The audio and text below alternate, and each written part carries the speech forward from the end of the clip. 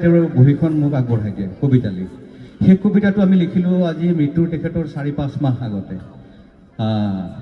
তেওঁ প্ৰথম লিখিলে, অকণমান মোক জোকালে, তই অসমীয়া কবিতাৰ শ্ৰাদ্ধ পাতিছ। মই বোলো এইবিলাক ফাল্টু কথা নিলিখিব, আপুনি ভালকৈ লিখক।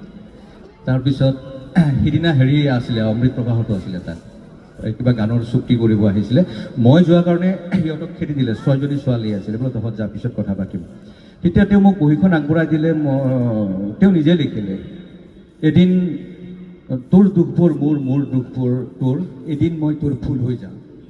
তাৰপিছত মই 4টামান শাৰী লিখিলোঁ। তাৰপিছত তেওঁ অকণমান অসুস্থ আছিলে, তেওঁ লিখিব নোৱাৰিলে, তেওঁ অকণমান গৈ বাহিৰত বহিলে, মই ভিতৰত থাকিলোঁ। তেনেদৰে আমি বহুতকেইটা কবিতা লিখিছোঁ। আৰু কি হয়, কিছুমান কথা এই পৃথিৱীত নতুনকৈ ক'বলগীয়া একো নাই, সকলোৱে একেধৰণে ভাবোঁ। আচলতে প্ৰেমৰ অনুভূতিবোৰ যেনেদৰে আমাৰ একে, সাগৰৰ প্ৰতি অনুভূতিবোৰ একে, পৃথিৱীৰ প্ৰতি আমাৰ অনুভূতিবোৰ একে, মানুহৰ প্ৰতি আমাৰ অনুভূতিবোৰ একে।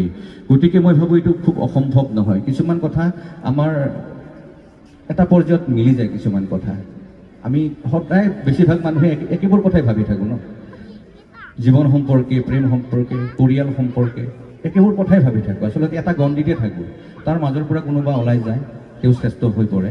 গতিকে জুবিন দা আৰু মই যি মন যায় লিখিলে ক'ৰবাত এটা গডত পৰি যায় গোটাইখিনি। আৰু তেওঁ যেতিয়া লিখিব, তেওঁক মিলাই পেলাই মই লিখোঁ, তেওঁ কি ক'ব বিচাৰিছে তাৰ উত্তৰৰ নিচিনা হয়, তেনেকৈ লিখিছোঁ। আৰু এটা মই কথা এটা মই আমাৰ ইয়াৰ কবি কেইবাজনো আছে দেই, মই সেইখনে ক'ব বিচাৰিছোঁ, এই চতুৰালিটো নহ'লে আপুনি প্ৰতিষ্ঠা লাভ কৰাটো কোনো জগততে সম্ভৱ নহয়। গোটেই এটা সময় আছিলে, গোটেই বৌদ্ধিক জগতখন গুৱাহাটীৰ পৰা পৰিচালিত আছিলে। আপুনি যদি তিনিচুকীয়াৰ বা জকাইচুকৰ পৰা বা আপুনি টেকেৰিগাঁৱৰ পৰা এটা কবিতা লিখি পঠিয়াই দিয়ে, সম্পাদকগৰাকীয়ে আপুনি কিমান প্ৰতিভাশালী নাচায় যে টেকেৰিগাঁৱৰ পৰা আহিছে ধনীৰাম চেত্ৰী।